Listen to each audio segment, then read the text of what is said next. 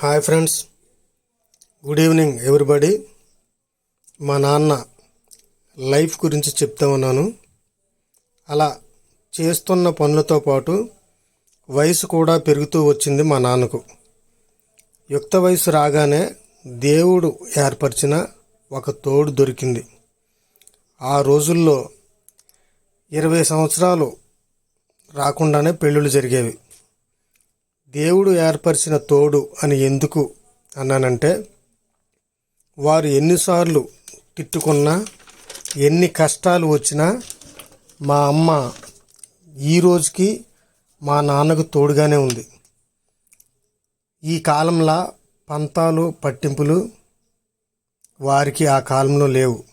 అందుకే 60 వసంతాలు దాటినా ఇప్పటికీ తిట్టుకుంటూనే వారు ఈ లోక ప్రయాణాన్ని కొనసాగిస్తున్నారు.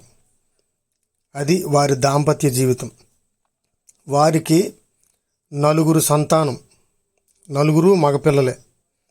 తాను పడిన కష్టం తన పిల్లలు పడకూడదని ఆస్తులు లేకపోయినా 4 పనిలో పెడితే తాను సుఖపడతానని తెలిసి కూడా ఆ కష్టం అంతా మా నాన్న పడుతూ తన 4 కుమారులను చదివించడం జరిగింది. ఎంత కష్టం అంటే, వారానికి సరిపడా పెద్ద పుల్లల మోపు ఇంచుమించు 5-6 కిలోమీటర్ల నుంచి తల మీద ఎత్తుకొని రావటం, రైస్ మిల్లులో పనిచేయడం వల్ల 75 నుంచి 100 కేజీల బస్తా ఎత్తుకొని 10 నుంచి 15 మెట్లు ఎక్కి బడ్డీలో పొయ్యాలి.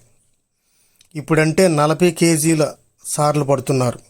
ఆ రోజుల్లో 75 నుంచి 100 కేజీల బస్తాలు భుజం మీద ఎత్తుకొని బడ్డీ మీదకు ఎక్కుతుంటే మోకాలి కింద నరాలు పొంగి ఇప్పటికీ అలానే ఉన్నాయి. ఇవే కాకుండా వారి కాలంలో రాత్రి 3 గంటలకు మొదలుపెట్టి నాగలితో పొలం దున్నడం. ఎందుకంటే అప్పుడు ట్రాక్టర్లు లేవు.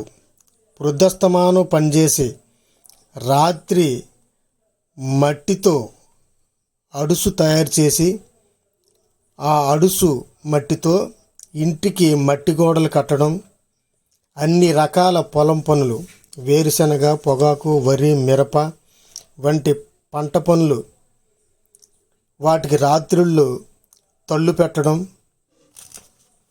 ఇవే కాకుండా ఒకసారి బస్తా ఎత్తుకొని లారీలో లోడ్ చేస్తుంటే బస్తాలు కుట్టే దబ్బలం కింద ఉండటం చూసుకోక దాని మీద కాలు వేస్తే భుజం మీద ఉన్న బస్తా బరువుకు ఆ దబ్బలం అరికాలులో గుచ్చుకొని కాలు పైకి వచ్చేసింది.